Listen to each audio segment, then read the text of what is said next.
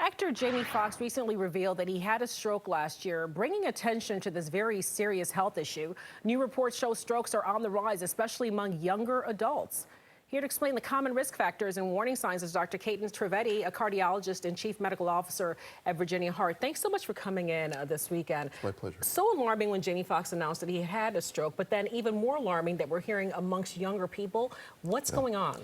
Well, I think part of the problem is denial. You know, if you think stroke is something that only happens to 80 and 90-year-olds, you're not going to do what's necessary to control your own risk factors. How do you even know you're having a stroke? Well, the symptoms can vary. They can vary broadly depending upon what part of the brain is being affected by the stroke. So it could be something like changes in vision, numbness or weakness on one side of your body, the inability to speak. And sometimes it's more subtle, like changes in your personality or behavior. So if you have any of those kind of symptoms, you want to pay attention. I was going to say, you really have to pay attention to that because a lot of those can mimic something else. Exactly. So better get checked out. It's better safe than sorry. Absolutely. You mentioned what the symptoms could be, and then what could lead to that. What are the lifestyle factors that could contribute to a stroke? So for the type of stroke that Mr. Fox had, it's actually one of the more rare kinds. It's what's called a hemorrhagic stroke due to bleeding, a burst blood vessel in the brain.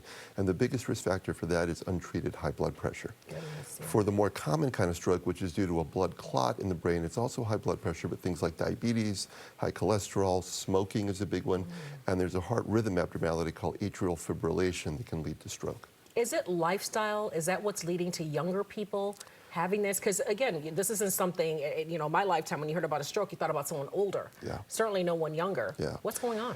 It's hard to know for sure. It's probably not just one thing, but it's probably that part of that denial. Part of it is, I think, smoking is a big thing.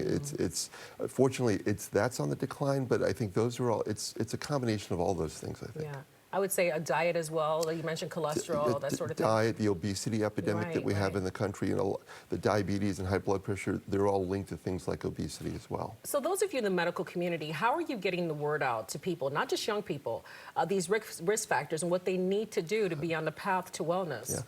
It's about knowing your numbers. If you don't know that you have high blood pressure or high cholesterol or diabetes, you're never going to treat those things, and then you're more likely to have things like a stroke. So you have to follow up with your primary care provider. You have to know those numbers. You have to get your blood pressure checked, your cholesterol checked, your hemoglobin A1C to see if you might be diabetic.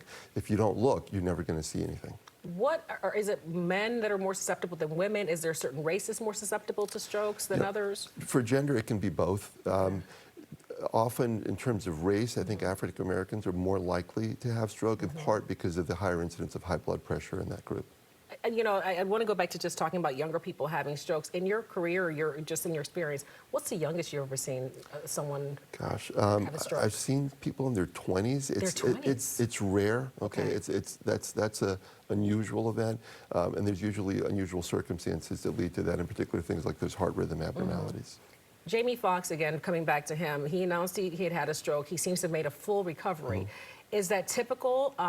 Because I want to leave people with a real idea of what's happening here and what the prognosis could be in their long-term, even survival rate if they have a stroke. Clear that up for us. It really depends upon how quickly you get treated. If you're starting to have those symptoms that we talked about, the numbness, the inability to speak, you don't want to waste time. Minutes matter. So you don't want to waste time looking online. You don't want to call your doctor and wait for a call back. You need to get to the hospital. There are treatments that are effective, but they have to be done in a timely manner. The longer you wait, the less effective they become. And I've heard radio ads where there's a simple acronym that that you guys have when it comes to stroke. I can't think of it right now, but if you know it, can you think which one? I'm blanking. I know I am too at this point, but I know that there.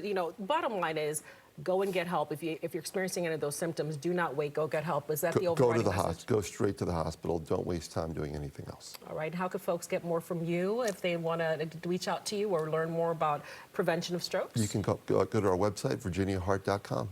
All right, easy right there, virginiaheart.com. Thank you so much for coming in. My I know it's a holiday weekend, and for you to share this information is vitally important, and I know someone out there, it's resonating with them, if not more people. Thank you so much. My pleasure. Thank you. Happy holidays. Same to you. All right.